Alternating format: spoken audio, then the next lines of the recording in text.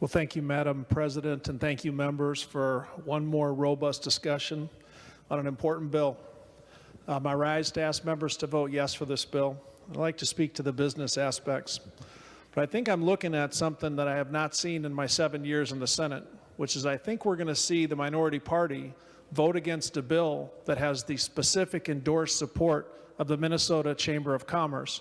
Those of us who pay attention to business in this state know that the Minnesota Chamber of Commerce represents over 600 companies and over 1.5 million workers, men and women who help the state's economy go.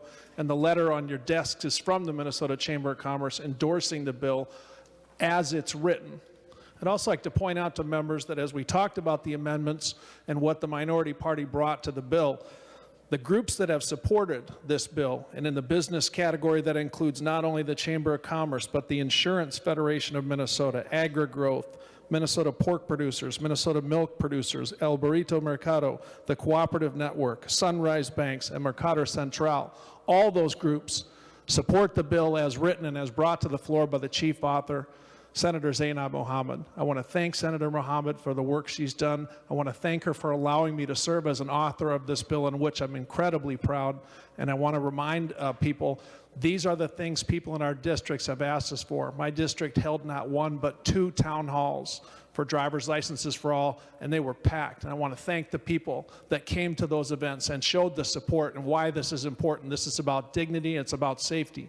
But for the business aspect, why do businesses want driver's license for all? So people can get to work safely.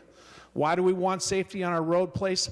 So less people can get in accidents, less people can get hurt, and less people get killed. Those are good things no matter who you are. Those are good things no matter what direction our state is going. And as these businesses ask you to vote yes on the bill, I'll just take one example from one moment in my week.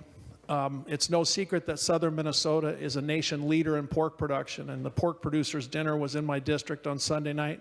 Went there. These are the most conservative folks in my district and across southern Minnesota.